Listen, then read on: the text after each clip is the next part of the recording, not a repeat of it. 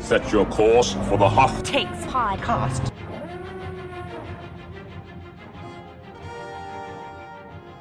Welcome to Hoth Takes. I'm Eric Geller. I'm Grace Seegers. And I'm Haley Bird-Wilt. And we've got a really fun episode for you today. We're doing something a little different. Normally, Grace, Haley, and I, we do these episodes. We ask each other what we think about some Star Wars topic. But then we thought, what if someone else asked us questions instead? So today we have a special guest, a fellow journalist who we all really admire. His articles have changed national policy. He's won multiple awards, and he's been on news shows as illustrious as Fresh Air with Terry Gross. So obviously this is a bit of a step down for him, but for some reason he agreed to do it, and he is the perfect person to conduct this hard-hitting interview. He's my friend and former coworker, Dan Diamond of the Washington Post. Dan, welcome to Hoth Takes. You know, Fresh Air is popular on Earth, but Hoth Takes is popular in a galaxy far, far away. So I actually think this is a major upgrade. Thanks for having me. Would you say this is the Fresh Air of the galaxy far, far away, if I can be so bold? I see it more as the car talk of a galaxy far, far away. All right. Maybe this episode will be a little Fresh Take-esque and Fresh Air-esque, in that I will be quizzing you on all these questions that have piled up in my Force-curious brain. Excellent. Well, Dan, fire away. We'll see what we can do for you. Well, I just want to say first, I enjoy Hoth Takes quite a bit. It is a show where I feel like I can understand the language, but not fluently. I am not, the Force is not strong in me. If anything, it is fading a little bit. I'm a little Star Wars skeptical, which is one of the reasons why I wanted to ask for your expertise in decoding things that have just piled up and bothered me the more I've tried to get into Star Wars in recent years. And I realize some of these questions may be pedantic. Maybe they'll be enlightening. I don't know. I think there's a high risk I may antagonize some of your listeners. But as someone who sometimes antagonizes the White House, I think I might be more worried about your listeners than the White House. But why don't we just start with this? I'm curious how people learn things in the Star Wars universe. Is there a galaxy-wide CNN that updates when the Empire captures different planets? Is there a Politico for Coruscant, or I'm not even sure I'm saying it right, but is there a Politico for Coruscant with updates about which captain is in charge because Darth Vader killed so many others? Or is everything just word of mouth? How does it work? Yeah, I mean, they call it the HoloNet, and it's essentially the internet in Star Wars, but it's like a combination of the internet and like TV, like cable news. So like it's just holographic. It's interesting because it's never really made clear like the hierarchy of the system, like if it is analogous to the internet in terms of how it's created and how it's set up and how it's run. But there's like news broadcasts. The Empire has like their sort of propaganda people who will talk about like the latest rebel bombing. But there's also an internet feature, like the books will talk about how you can access like library records and archives and stuff like that. So there is like at least that central source, and I think it's kind of analogous to like the internet combined with your TV guide. And yeah, the Empire will like censor it, during the war and stuff like that. So how much access people can get varies, but yeah, there is that kind of resource. And correct me if I'm wrong, but I think even pre-Empire, the HoloNet did have a fair amount of propaganda videos. I believe that when the Clone Wars were going poorly, that there was some propaganda that they talk about, at least in the Revenge of the Sith novelization, about the Jedi, and Anakin is called the hero with no fear. But something I always wondered is, where are the actual journalists in Star Wars? Because we see a lot of propaganda, a lot of arms of the state, and it's not exactly like we have these hard-hitting journalists over here in the galaxy far, far away. Even the stories about journalists tend to be about how they get into more propagandizing careers. So that's always kind of rubbed me the wrong way. Yeah, there are very few of them. There's a couple in like the books and like some of the short stories. There's like a couple of them who exist, but they're not kind of front and center in the story. So is there a Jim Acosta in one of those stories who challenges the Empire at a press conference? Like, does that guy survive even one press conference? I think it's like less sort of like confronting like power directly and more like dispatches from the field of like, here's this battle and here's how it's going. And like, my recollection, there was like some stories about one person who reported on battles during the Imperial era. And like, I think that, it was a rough job. It was not exactly, it's not as safe as it is, reporting from 1600 Pennsylvania Avenue. So in The Force Awakens, did Han have to say, what did he say? He said, it's true, all of it. Did he have to say that because they have a fake news problem? Like, is that what he was running at? I think it was more that it's hard to believe some of these stories about like the Jedi and like all these incredible adventures that he went on.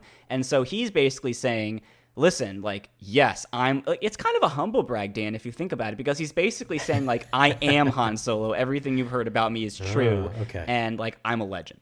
Well, he also was very cynical in the original trilogy. But I do think that that's an interesting turn because in the, I guess it's A New Hope, Han Solo is sort of this kid who's like, oh, the Jedi are, that fake religion or something along those lines. So, I mean, I do think a major point of that is just people don't have as much access to information.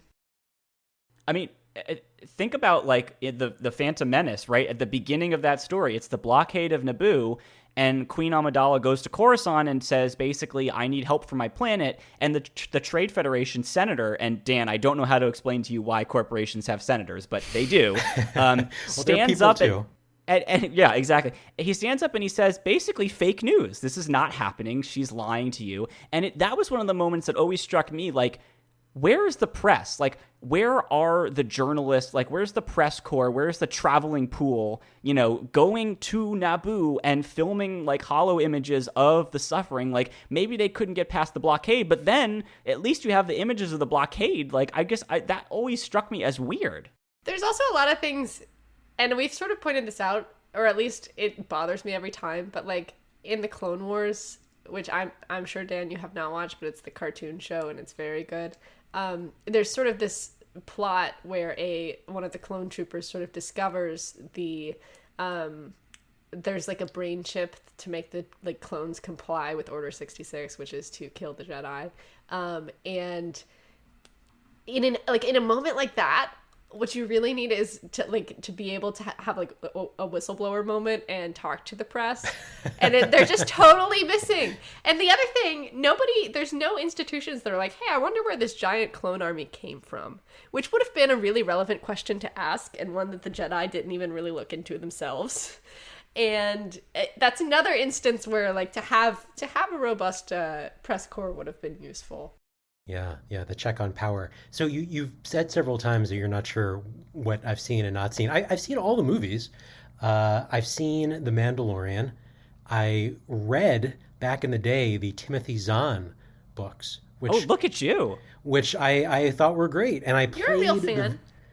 Here's the thing. I loved the game, the original TIE Fighter video game, where you're the bad guy. You're behind the wheel. Or I guess behind the cockpit. But I have fallen out of love a bit with Star Wars. I just find increasingly that I'm, rather than excited when I'm done watching, I'm disappointed or just confused. Like with Boba Fett, I tried to follow Mandalorian with that. And after the first episode, I was like, what did I just watch? And then I came back when The Mandalorian returned. And then by the end of the season, I also felt a little underwhelmed. And I haven't seen Kenobi. Yeah. We also felt that way after the first episode of the Book of Boba Fett, and like it. And it did not go away at the end of the Book of Boba Fett. We still felt that way. Dan, can you give us your comprehensive ranking, or maybe even if we want to save time, your top 3 Star Wars contents? It doesn't even have to be a movie. Like you said, you liked like a video game or something. It could be Hoth Takes. It could be this podcast. In terms of time engaged, it may be Hoth Takes, just given recent years. I liked the episode a few weeks ago where you talked about a government in Star Wars. That was up my alley. Let's see. I loved the Gennady. I may be saying his name wrong. The guy who did Dexter's Laboratory. Yeah. Clone Wars. I thought that was awesome. Those short the short clips 20 years ago or whenever that was. I thought that was great. I thought the TIE Fighter video game was great, and I thought Empire Strikes Back was great. And Mandalorian is really enjoyable. I watched that with my wife. She loves Grogu, though she still thinks his name is Baby Yoda. But either way, but beyond that, I cannot bring myself to watch Kenobi. I'm not even sure if Kenobi's the name. Is it Obi-Wan or Kenobi, the new show? I think it's technically Obi-Wan Kenobi, but we'll accept anyway. And I just, the last number of movies, I would go with my brother. We would get really excited and walk out looking at each other, feeling confused and disappointed. So Hold on, though. I think did that apply with The Force Awakens, the first episode 7? Did you enjoy that one, or did you come out of that one, like you said, sort of disappointed? Okay, that's a good question. So came out of it initially pretty thrilled, but the more I reflected on it, the more I thought, geez, this was just the first trilogy and the first movie. No, you're right. You are right, Dan. However, it's still a perfect film. And when you talk to kids, though. so I think my theory of this is we're all just getting older. And so we cannot physically enjoy things the same way that we used to as kids. And when you talk to kids about the sequel trilogy, The Force Awakens is, and I'm basically a kid, and I've that's the one that people watch 8 times because it's great. The other ones, nobody watches that 8 times. Even kids. The Last Jedi and the Rise of Skywalker. Because they're both trying to correct the previous criticisms of the previous films. And it's just messy. So what year did The Force Awakens come out? Was that 2015? I think it's 2015. Yeah. So I remember when the first trailer came out because I ran to the coffee shop down the street when I heard that it was coming out and watched it in the coffee shop on my headphones over and over again. I was that excited about Force Awakens. And I don't think I've been as excited about Star Wars since that moment watching that first trailer. I mean, it is a very common reaction, right? I mean, The Last Jedi took things in a very different direction. It was a huge tonal shift.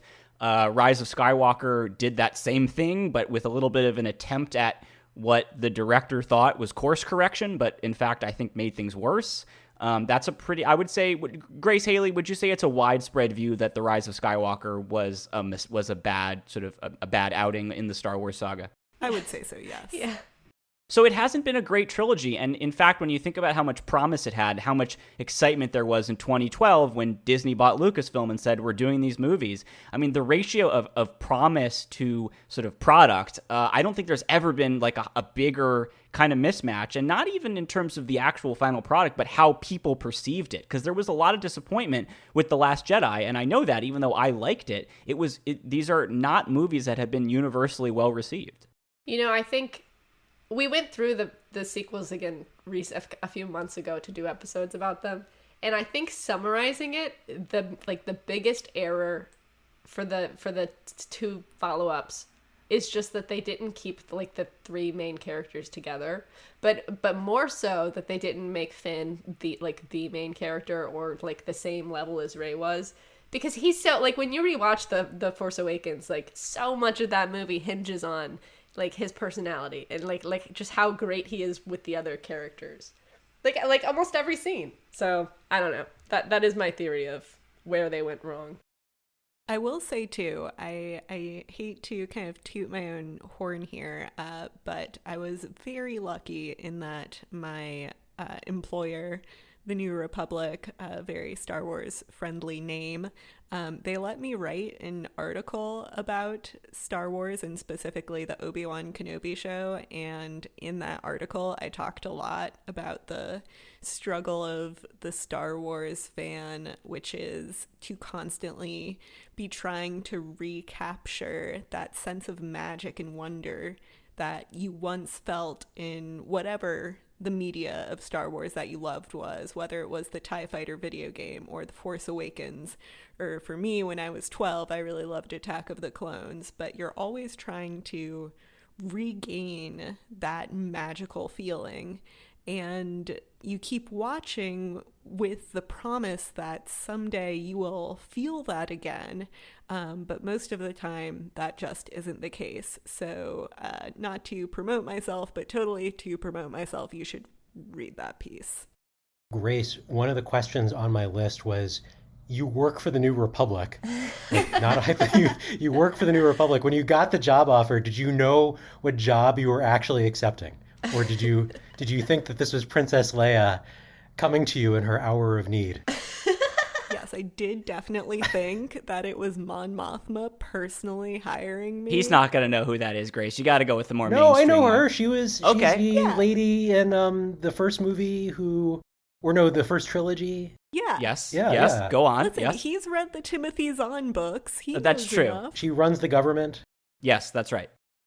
Yes. No, but that has often been pointed out to me by fellow Star Wars fans. And actually, when I have Googled my own Star Wars related article, I made the mistake the first time of Googling the New Republic Star Wars, which obviously Not very helpful. Not very helpful. Took me straight to Wikipedia and not to my own article. But yes, it is a fun little just something enjoyable for myself. If you had a choice, would you rather work for the Old Republic magazine, the High Republic? Wow, look at you. You did your research, Yeah. Dan. That's a great question, actually. I am partial to the Old Republic more than the New Republic. I mean, I love the Jedi, I really do. And the High Republic, unlike Eric, I have not yet read the High Republic books, and I'm not as much of an expert on that, but it seems like a pretty dope time. But I will say that were I to live in the galaxy, I would prefer the Old Republic. This next question may be pedantic, as opposed to the other questions, which clearly weren't. But at the end of Boba Fett, the Mandalorian got Anakin's old ship, correct? It's just another of that type of ship. It's not. I don't think it's ever established that it's that exact ship. Okay, that actually wasn't the pedantic question. The next question is the more pedantic one. So he's flying between planets in that little ship now. How does he sleep or go to the bathroom, or can you just get instantly where you want to go? I've had that exact thought. That is actually an extremely common question in the wake of that episode. We actually discussed that. I think I brought it up on our episode, which is like, you used to fly around in a gunship that had like plenty of room for you to store your bounties and all that stuff. And like, I don't know, there was a weapons locker. Like, what is your game plan here, dude? It seems so uncomfortable. Grogu is also riding around, but he's just in that little gunship pod, right? Yeah, he's where the droids used to be to help navigate and stuff. So now he's just hanging out there. Okay, so there doesn't appear to be a lot of shielding for protection against the radiation of space. Will this affect Grogu's growth as he's trying to develop? I mean, it seems like a health risk. I mean, there's a lot we don't know about Grogu's species. Maybe they're just like naturally thick-skinned and not super impacted by radiation. Radiation resistant. That's why Yoda lived so long. They're like the tardigrades. They can survive in extreme environments. Here's another question, health related, stemming from my day-to-day work in real life. So on Earth, we're constantly seeing disease outbreaks when species mix together. You have swine flu in humans mixed with pigs. Deer got COVID from us. We have monkeypox in real life. Is there Wookieepox in Star Wars?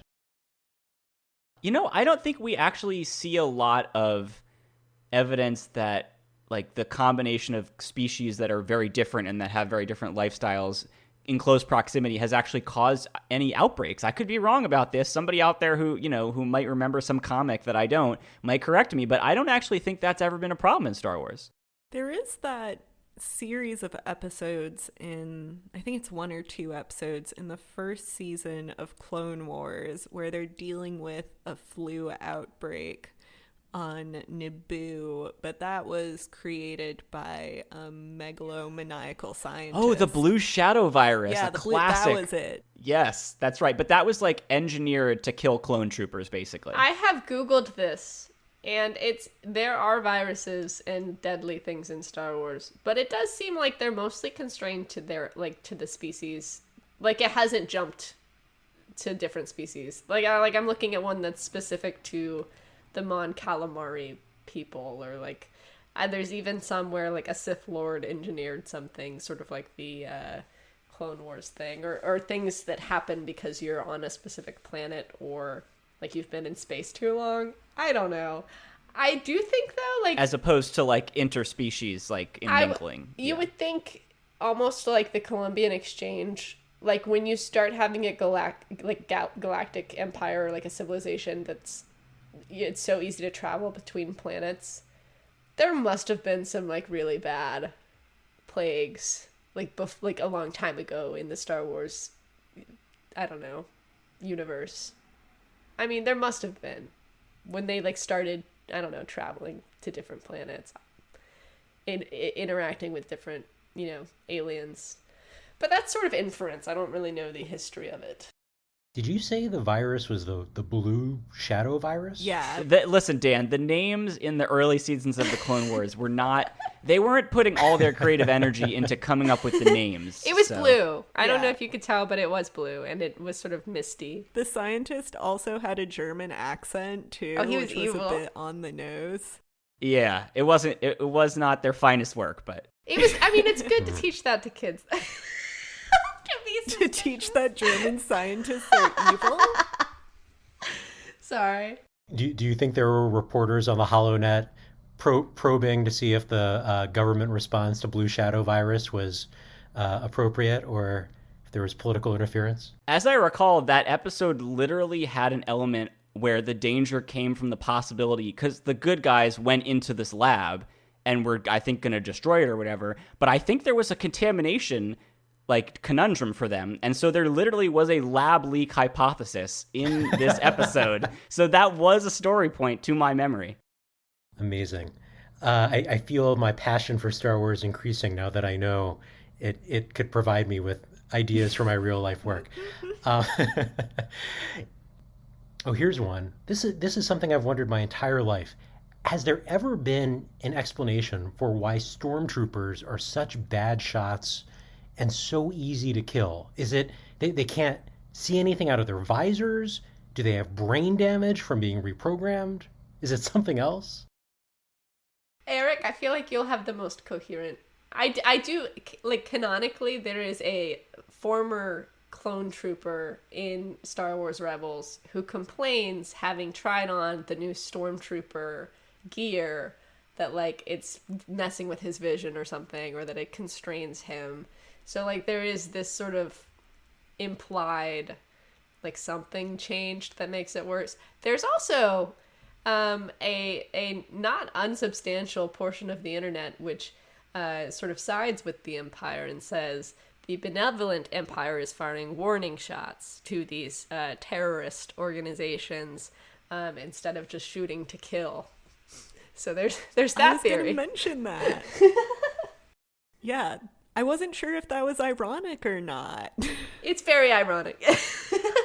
That's like me saying, like, I could be a professional basketball player, but I'm choosing to make room for, like, all the other, like, young folks out there who want to have this career. Like, obviously I could dominate and I would be picked first in the draft, but I'm choosing to step back magnanimously. That's heroic of you. Out of my own choice. Yes, thank you very much. Yeah, so I don't know that there's an explanation in terms of the whole Empire. I do think that at some point it's been established that, or maybe this is still just a fan theory, but I kind of feel like it was established in canon that on the Death Star, they were deliberately missing because Darth Vader wanted them to get away so that he could track their ship, which is what he ended up doing, track their ship to the base. So they needed to get away, but I can't remember if that's ever been like wedged into some book somewhere or if that's still something that like is just kind of a fan theory.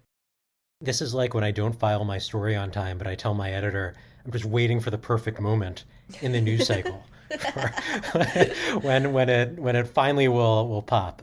I guess I have a flip question to this, which is in one of the recent movies, I think it was the Rian Johnson one, where the not the rebels, the Resistance. The Resistance, thank you. Where the Resistance is running away and Laura Dern stays behind to ram the not the Empire, the First Order. Thank you. This is great. It's like Mad Libs. I love it. She's going to ram the First Order ship. Why don't they just do that all the time? I don't understand that. It retroactively makes so many of the battles completely confusing. This is another great question. Dan, I feel like you don't realize how good your questions are, but this is something that like people were complaining about after that movie, that it shouldn't be that easy. And the next movie did try to explain this by having somebody say, why don't we just do that? And somebody else said, oh, are you kidding? That was like a 1 in a million move. And like it had to be those exact circumstances with that exact arrangement of ships and space. And I don't know. They did not really explain why it was so special and couldn't be replicated.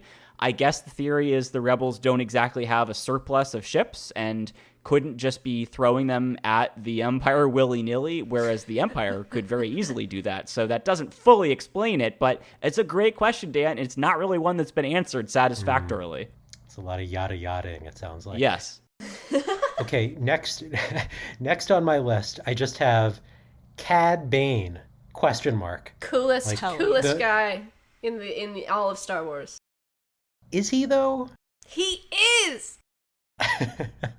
So he's a blue cowboy? Oh, I can't believe you're skeptical about Cad Bane. Dan, he is the best character in Star Wars. So this makes sense. This makes sense because Dan has only seen Cad Bane in the Book of Boba Fett, which is objectively the worst appearance of Cad Bane. I mean, his hat isn't big enough. No, it's not big enough. It's very important to me that you know that in the Clone Wars, his hat is much bigger. You need to know this. The brim is Dan, does that change your opinion, Dan? Let's just go to Dan very quickly. Dan, now that you know that his hat is canonically bigger, does that change your opinion of him? How much bigger are we talking? Like how much comically large? Like it's really large. like in a way that is intimidating. Like that must be unwieldy. Why is that intimidating? When you shouldn't I feel sorry for him that he can't like dress himself? I mean, like why is that helpful to his intimidating So features? for the context, this Cad Bane was a defining moment growing up for many children who watched the Clone Wars cartoon because he seriously was the coolest character on television. And seeing him in real life was cool. I think I agree with the questions you have about him, just like without having the context of the Clone Wars. But this only emphasizes the need for you to watch the Clone Wars more than anything. Yeah, you should. The thing about Cad Bane is that he's very much modeled on the sort of lone gunslinger character in old-timey westerns. He's the black hat. He's the bad guy who has still a whisper of a moral code.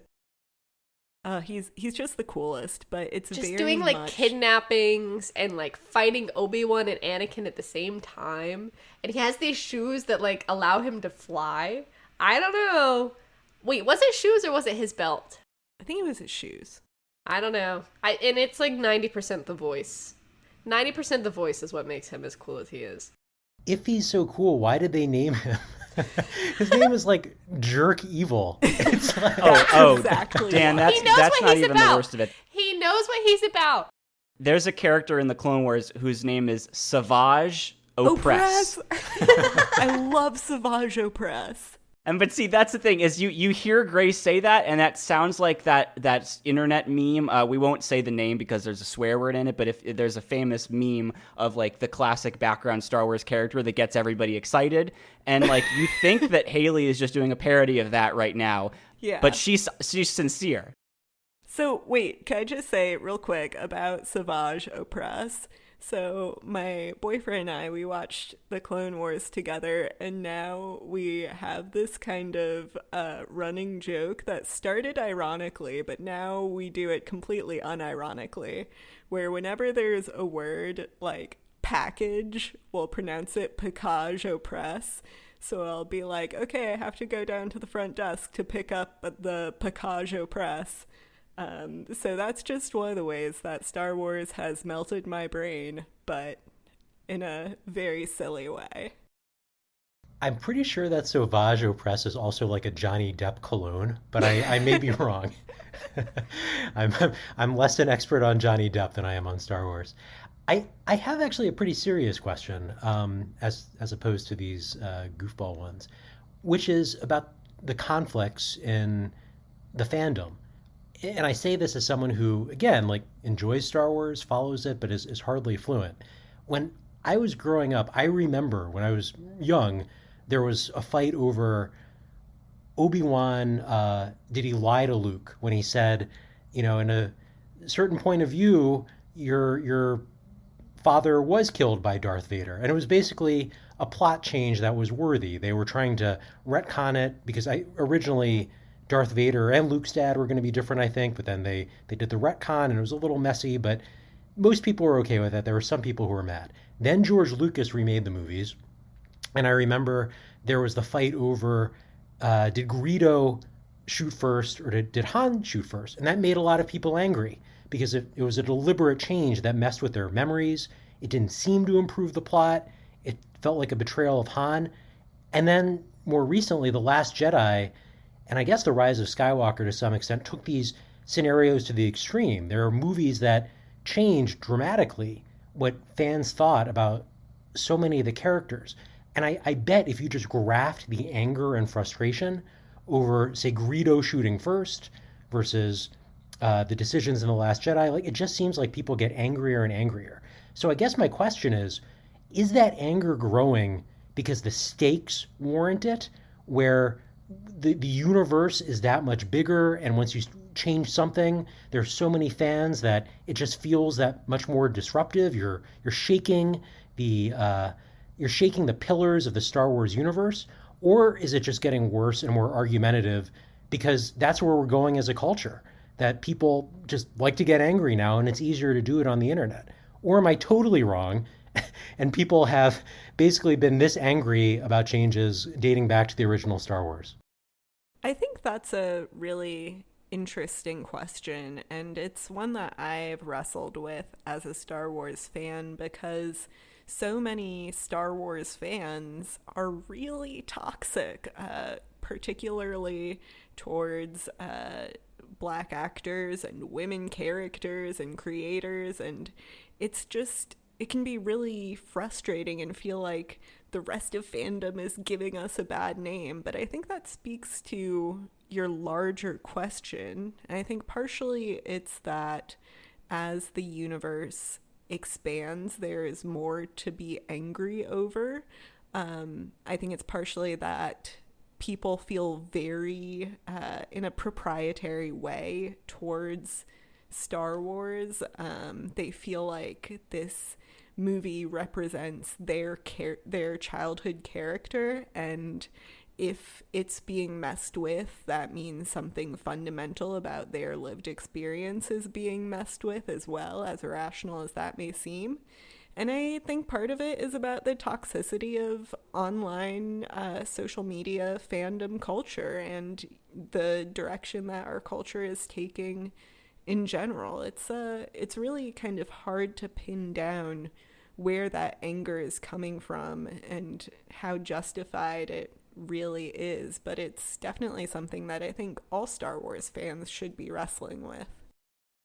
Yeah, I mean, Dan, I think you hit on a really important point, that the more the universe grows, the more that this feels like a place that has depth and nuance and sort of a sweeping scope, the more of it there is, the more precious it feels and the more important it feels to not create inconsistency, to not break something, quote unquote.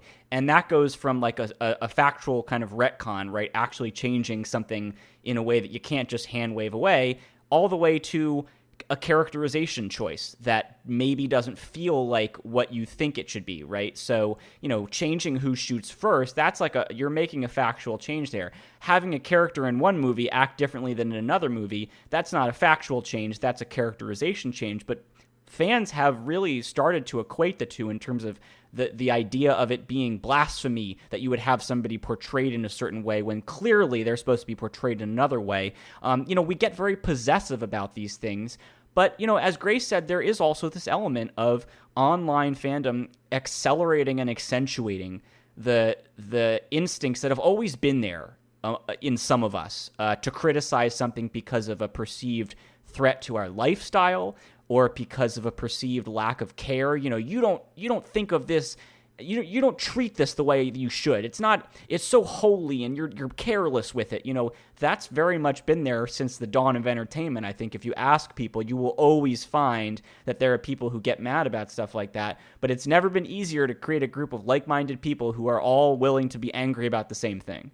I am really grateful you said both holy in describing some of this and blasphemy. And just talking, I think there's sort of this discussion, usually in conservative circles, more religious circles, that, politics is sort of becoming this like secular outlet for people who no longer, have any kind of religious affiliation. Like everything takes on this like life or death, evil versus good, sort of tone to it. And when you describe Star Wars that way, I do think, and I know it's maybe overstating it, but I do think for a lot of people, like, maybe this in some ways occupies that role in their lives when it should not. Yeah. Yeah, absolutely. I think that's point. Absolutely true. I don't know. And I don't want to overstate it because it, especially where it relates to politics, because people do bring that up in politics a lot. I mean, there's been a lot going on in politics, and I think it's fair for people to have very strong opinions about it. And I don't think a lot of like our current polarization can be explained away by that. But I do think finding value in, things like this, where maybe you weren't as invested before, is part of that trend. I don't know. I mean, movies just take on, and Star Wars just takes on more of a, people, it's more personal maybe for people.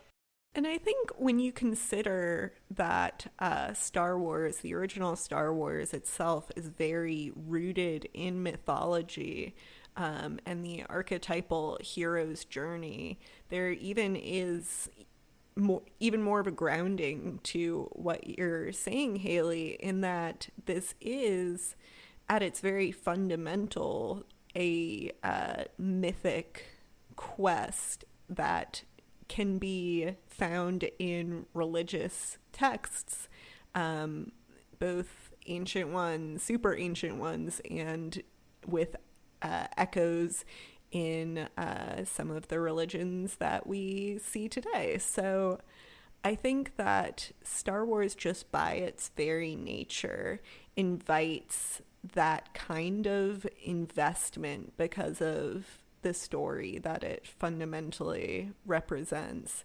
So I think that connection, that almost religious connection, is a really great point to bring up. You have fans who study the text and argue about the significance. You have people who pay a lot of money to go on pilgrimages to conventions or the new hotel. Would it shock you if in hundreds of years that Star Wars has emerged as some form of religion for people? Yes, Ooh. I think that would be silly. Yeah, I think that a lot would have to change about how we like what we think of religion as being. What is the definition of religion? What place does it occupy, not just in our private lives, but in our public lives? I think the public element continues to be a really big distinguishing factor between Star Wars and religion, right? I mean, you have people who find a lot of meaning and even solace in the stories of Star Wars or the stories of any large fictional universe, but you don't have that connection to the public life. It doesn't have a role in institutions in the way that, actual bona fide religions are very influential in public life. And I mean, Dan, theoretically, in several hundred years, any Hoth Takes could be a religion. I hope but not. yeah. By the way, if you're listening to this in 200 years and this is your version of the Bible, just be good to each other and just treat each other with respect. Don't read anything into this other than that. Just have a good time and be respectful of each other. So I would say the only way Star Wars becomes a religion, more so than it is for people who are way too into it right now, is if there's some kind of catastrophe that just destroys 99% of human knowledge, all of our records, everything, but somehow Star Wars has survived. And not all of Star Wars, but maybe some of Star Wars. Just the Book of Boba Fett and one Timothy Zahn novel and TIE Fighter. That's it. That's all they find. And Hoth Takes. Oh, and Hoth Takes, and the Hoth Takes podcast. And they think it is, I don't know, stories of ancestors long lost or something. Which I guess if it's one of the films that survives, it's sort of, it's a galaxy far, far away. So there's some logical leaps there, but I feel like you would have to have some very cataclysmic events happen and some very ridiculous coincidences for something like that to unfold.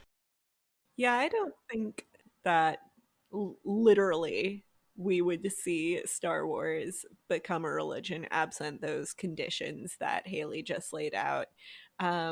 But I do think that Star Wars is already very embedded in American culture, and that even if it's not religion 300 years from now, it might be considered more like Shakespeare, which I'm not, saying that Star Wars and Shakespeare are really comparable in any way, except for potentially that grasping of fundamental stories and therefore its longevity. Well, maybe people will come back and listen to Hoth Takes because you were the preeminent Star Wars scholars of your day, just like the Shakespearean critics. I'd like to think that England. We were kind of like the Aristotle of the 21st century Star Wars fandom. I'd like to think that we kind of bring that wisdom to the table, but maybe that's just me. Oh, you are the wisest Star Wars analyst that I know. Is there, last question that I have for now, is there a version of Earth Takes in the Star Wars universe? Is there a podcast?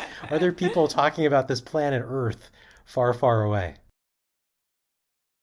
I think there are people talking about this planet Earth in the Hoth Take style here on Earth.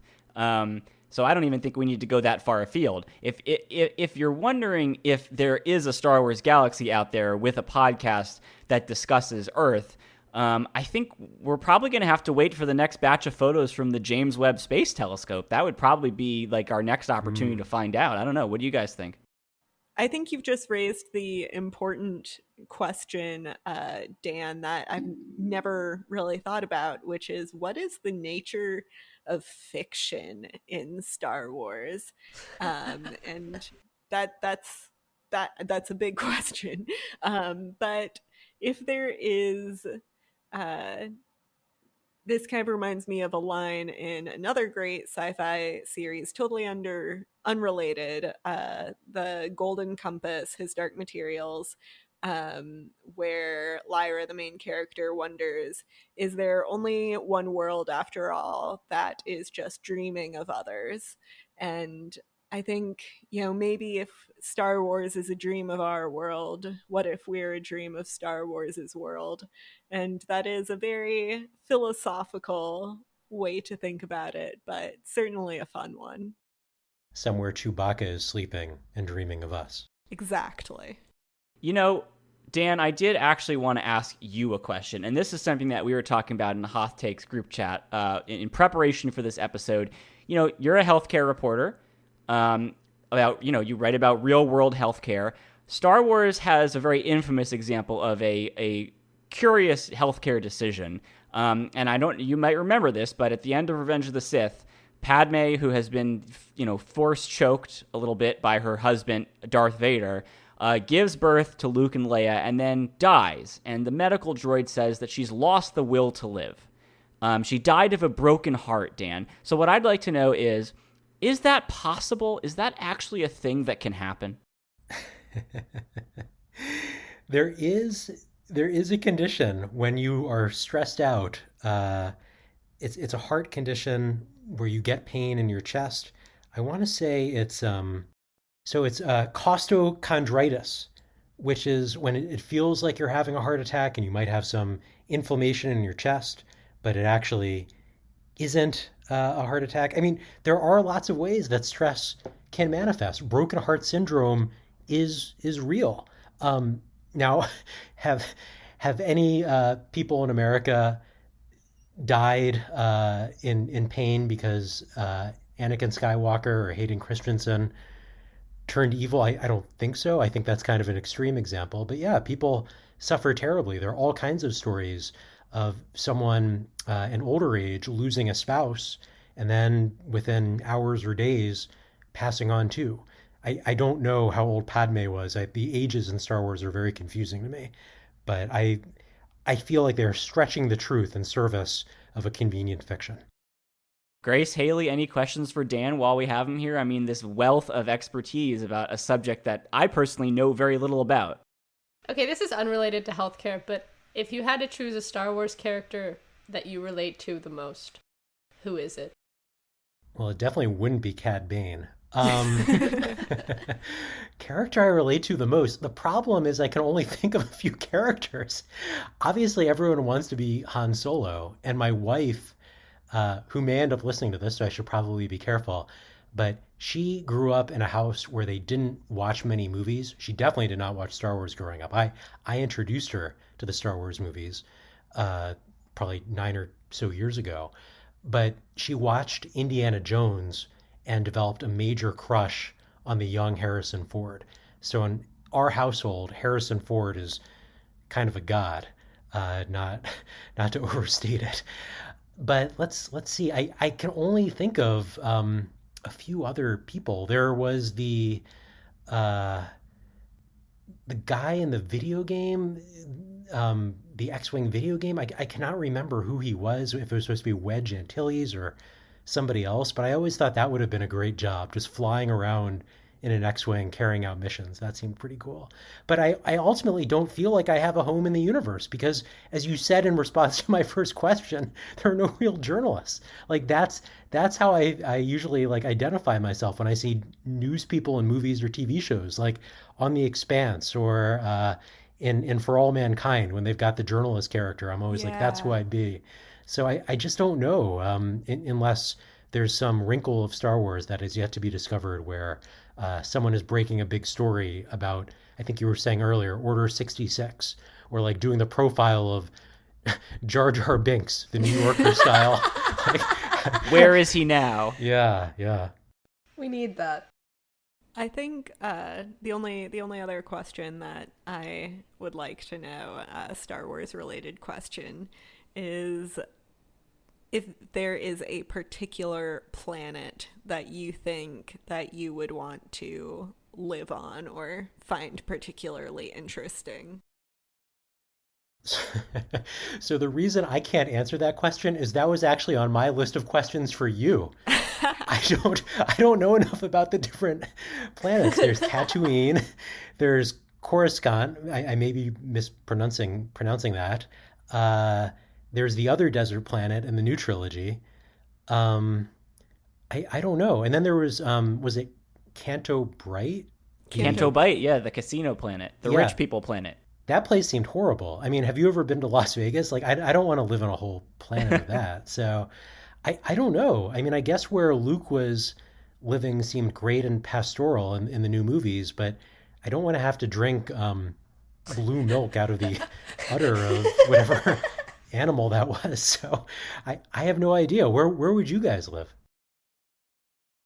I'm particularly partial to Dathomir, which is Oh, Grace. Dathomir, of course. Yeah. This The is Grace, you daffodil could planet. literally say anything, and he'd be like, yeah, no, I definitely have That heard of that checks planet out. for sure. Yeah. okay, mostly a joke, but Dathomir is home to some really sweet witches. Sweet as in cool, not sweet as in sweet. But they're dope. They're evil. It's also the planet where Darth Maul is from. Just a lot of cool, funky, creepy power on that planet. But actually, I'd probably want to live on Lothal, which is in Star Wars Rebels and is very pastoral and pretty. I was going to say Lothal, too. I agree for the same reasons. Yeah, Lothal's great. It's got, these sweeping, grasslands, and it seems to have like moderate weather. I would probably say Coruscant just because I love that city life, and I think it would be really cool to like just watch the buzz of like galactic politics and all that stuff. Plus it has like a giant like underworld of like unfathomable depth where you could get like whatever you want and just like get lost for a day and like maybe get like stabbed to death in an alley. But if you can avoid that, it would be like a really great like sort of day, like a weekend excursion basically. But yeah, I think Coruscant with the politics and the city life would be my place. I was so proud of myself. I think this was the moment I decided I really liked Eric Geller. You had made some comment on Twitter about something from Star Wars, and I made a joke about one of the planets. Maybe it was Camino, and you corrected me. This was years and years ago, and I was so excited for a moment that like I knew what I was talking about, and then I realized I had no idea what I was talking about. Wow, that's not a very good story about me. I really thought that story would end with me looking better, but it turns out it really didn't, Dan. Well, it's a horrible story because I can't remember the specific example of the planet, the time, the tweet. I was hoping it would like come to me as I was talking, but oh well. Well, listen, Dan, this has been so much fun. It's been really fantastic having you on the show. I miss working with you. I miss seeing you in the office, but it's great that, you were willing to come on and quiz us on Star Wars, and hopefully you learned a little something from us. Thanks so much for having me on Hoth Takes. It's such a pleasure listening to you, even if I couldn't always understand what you're talking about. But now I feel like I understand that much more, and I appreciate your patience with a fan who's not as steeped in Star Wars as you three experts. It was really fun. Well, thank you, Dan, and you're welcome back anytime. But please, before you come back next time, just watch the Cad Bane episodes of the Clone Wars. They're really good. His hat is just really impressively large. It's what you would expect it to be. So just do us a favor, watch the Cad Bane stuff, and then you can come back. All right, it's a deal. All right, and with that, we're going to wrap up this episode of Hoth Takes. Thank you so much to everyone for listening, and thanks to Dan Diamond from the Washington Post for being a fantastic guest. If you want to share your thoughts about this episode or suggest topics for future shows, you can email us at hothtakes@gmail.com, or you can find us on Twitter @HothTakes. I'm Eric Geller on Twitter. Grace is Grace_Seekers. Haley is Birdinator. And if you want to follow our guest, Dan Diamond, he's on Twitter, DDiamond. Haley made our wonderful logo and banner art, and I edited the show and put together our music. Although, as always, for legal purposes, we do want to note that all Star Wars themes and sound effects are the intellectual property of Lucasfilm. You can find a complete archive of past episodes on our website, and that is hothtakes.wordpress.com. And hey, if you like the show, please share it with a friend. You can find our show on all the major podcasting platforms, including Apple Podcasts, Google Podcasts, Spotify, and Stitcher. We'll see you next time. May the Force be with you.